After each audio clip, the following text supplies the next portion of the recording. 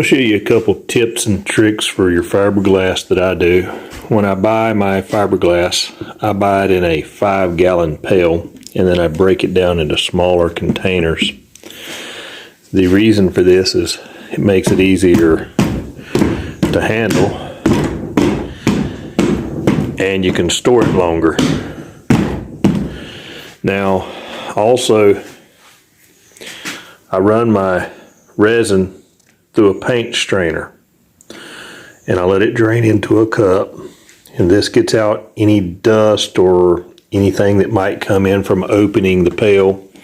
And once in a while you'll get little clumps in your resin, and this is when I noticed while it was in the 5-gallon pail, I noticed I was getting little chunks.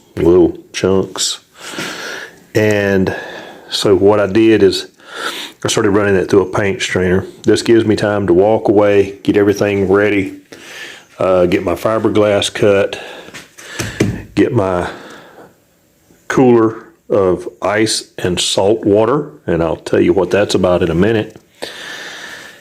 And I get my strips of fiberglass cut down to size so that I can lay my stringers up. And then we'll be moving on to doing the gel coat inside the boat. This vessel will be ready to be on the outside, and I'll be on the slow, tedious process as soon as my pigment arrives to get these touch-up colors to make this turquoise. Either that or we're going to go with a slight color change on this if I can't get my pigments.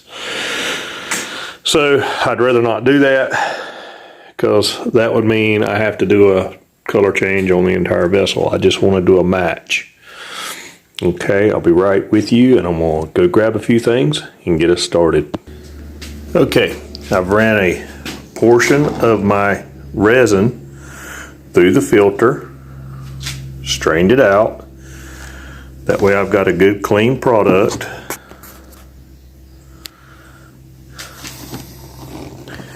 And now I'm simply going to lay my resin over into this ice bath. Now, why am I doing that? Well, because you can see the temperature is kind of hot, and that's 84 inside the shop. So, or 82 inside the shop. So it's about 90 outside. This old concrete shop stays cool for a little while during the day. But what we've run into is flash off. So what I'll do is I'll put my resin, before I put the hardener in it, I'll put it in this ice bath. Now, I'm going to add the hardener to it, and I know exactly how much I've got, so I know exactly how much hardener I have to do. Now, depending on what type of resin you're using, that's going to depend on what amount of hardener you use. Some hardeners are 1-to-1, some are 1%, 2%. This is 1%. It's going to be a slow reacting hardener so that it'll have just a little extra time. And this little salt water ice bath is going to trick the resin. What it'll do is it'll bring the temperature of the resin down, and it'll keep it from setting off or catalyzing, so that you don't have flash off in your pot.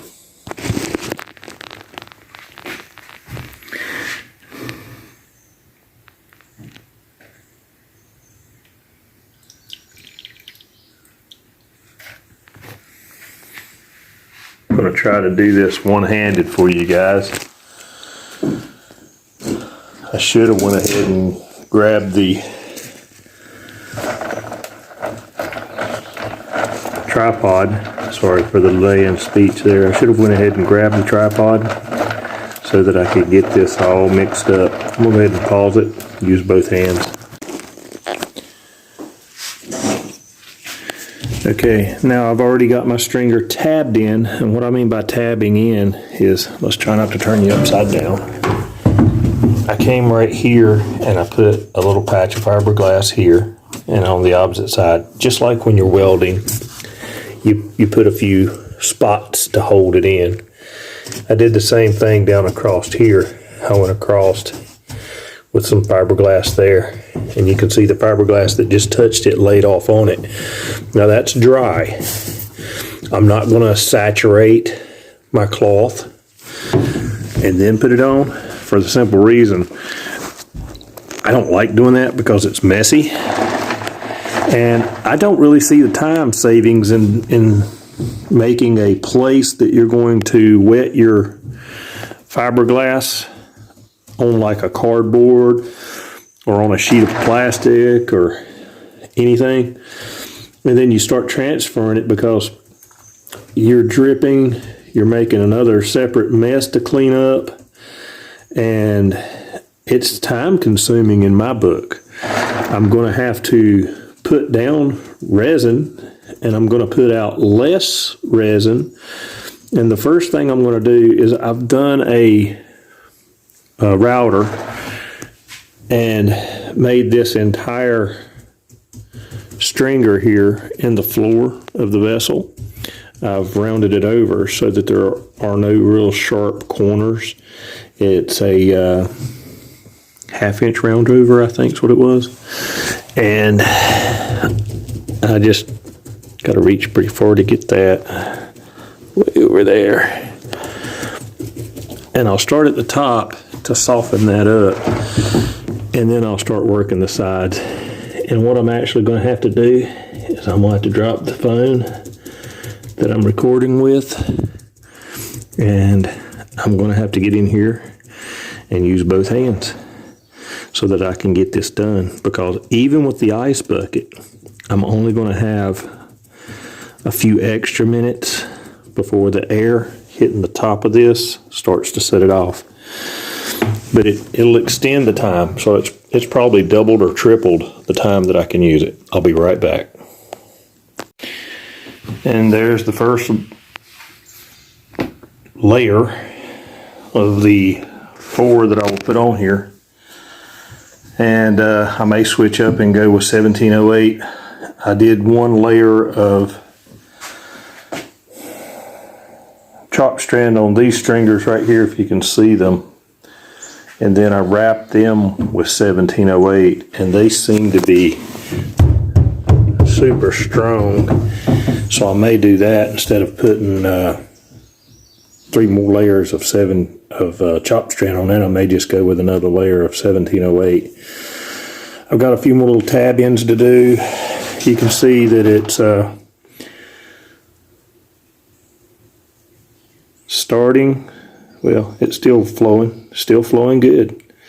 And it took me maybe 15 minutes to do that. But if I would have been doing that in open air, I would not have gotten it in one pass. I would have had to do multiple spots and break it down, because this will flash off too soon. So I'll take the resin and I'll take it outside and I'll let it drip on the concrete, and then I'll pour the saltwater res on the stupid weeds that are growing around the shop. I've been trying to eradicate the weeds around the abandoned shop. And you can see where the old kudzu was growing. Keep dumping salt water on it, it keeps killing it.